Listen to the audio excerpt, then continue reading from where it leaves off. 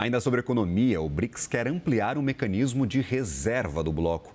O Brasil tenta evitar a pressão da Rússia sobre a criação de uma moeda comum. Além disso, o ministro da Fazenda, Fernando Haddad, anunciou que recebeu o apoio do BRICS para a taxação dos super ricos. Quem tem detalhes de todos estes assuntos é Daniel Rittner, que está aqui de volta conosco e acompanha o evento lá no Rio de Janeiro. Seja bem-vindo de volta, Rittner. Gabriel, boa tarde de novo. Eu e a minha colega analista Jussara Soares estamos aqui em frente ao Hotel Fairmont Copacabana, onde está acontecendo neste momento um encontro dos ministros de Finanças e presidentes de bancos centrais dos 11 países membros dos BRICS. Eles estão reunidos, ainda não saiu a declaração final desse grupo, mas o que nós já temos de informação é o seguinte: eu destaco 3 pontos até agora.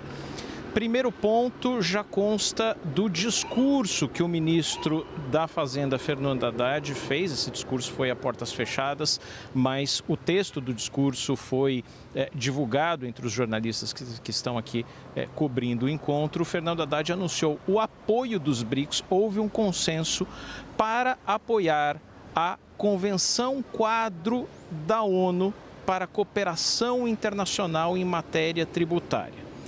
Espremendo, o que significa isso?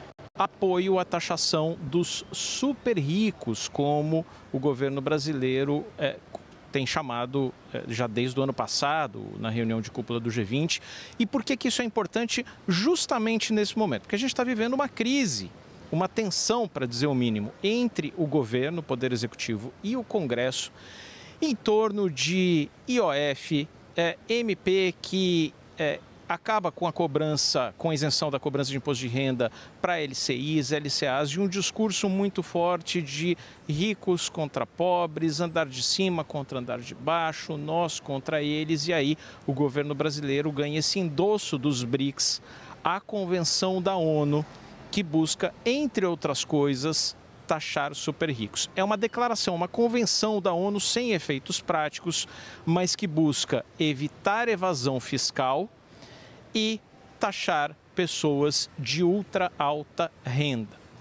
Esse é um dos pontos. Os países dos BRICS finalmente concordaram com a proposta brasileira e Fernando Haddad anunciou isso aqui em seu discurso no encontro de ministros das Finanças. Segundo ponto, a ampliação do arranjo contingente de reservas, que serve como um Fundo Monetário Internacional alternativo. O arranjo tem 100 bilhões de dólares guardadinhos. O Brasil colabora ali com 17 bilhões de dólares que estão guardados no Banco Central. E em caso de uma crise de liquidez, crise do balanço de pagamentos, o arranjo pode ser acionado. O que se decidiu agora é que no segundo semestre iniciam negociações para a inclusão de novos membros. Como você falou agora, aumento dos membros do Banco dos BRICS, poderemos ter no segundo semestre uma ampliação também do arranjo. E por fim, eu já concluo e devolvo para você, Gabriel, também uma manifestação ali dos ministros em torno de moeda comum e sistema de pagamentos. Aí o Brasil mais fugiu da discussão. A Rússia tinha muito interesse em emplacar uma moeda comum para transações comerciais, não era a moeda que a gente negocia aqui como pessoas físicas, mas uma moeda comum para transações comerciais e um sistema alternativo de pagamentos ao SWIFT. A Rússia não pode usar o SWIFT, que é esse mecanismo de transferências bancárias, e queria criar outro. O Brasil conseguiu fugir dessa discussão. Então são esses 3 pontos que marcam essa reunião dos ministros de Finanças e presidentes dos bancos centrais. Gabriel. Perfeito. Daniel Rittner, a gente teve, inclusive, discurso de Fernando Haddad mais cedo, e você me corrija, está aí pertinho, se eu estiver enganado, mas eu li todo o discurso, não encontrei nenhuma menção a essa moeda única. Então a gente está, talvez, aí saindo um pouquinho pela tangente, contornando o assunto. O ministro Fernando Haddad, pelo menos hoje, não falou sobre o tema. Definitivamente não. Esse é um ponto que tem chamado a atenção, porque o presidente Lula já se referiu a uma moeda comum dos BRICS. O russo Vladimir Putin menciona isso de tempos em tempos e Donald Trump já usou as redes sociais para dizer, olha, vocês estão falando de desdolarização, se isso for implementado é uma taxação de 100% aos produtos nos Estados Unidos para quem fizer parte dessa desdolarização no âmbito dos BRICS.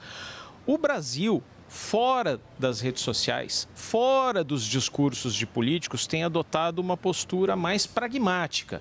A postura do governo tem sido de evitar completamente essa discussão e tudo que o Banco Central aqui, Banco Central do Brasil, está fazendo nessa reunião é apresentar experiências prévias, um inventário de sistemas que já funcionam, que podem ser aperfeiçoados, mas não tem nada saindo de novo da caixinha. Não tem nenhuma mágica, não tem nenhum mecanismo novo a ser criado, muito menos uma moeda comum. Mesmo esse sistema alternativo ao SWIFT, que a Rússia tem interesse em emplacar, por quê?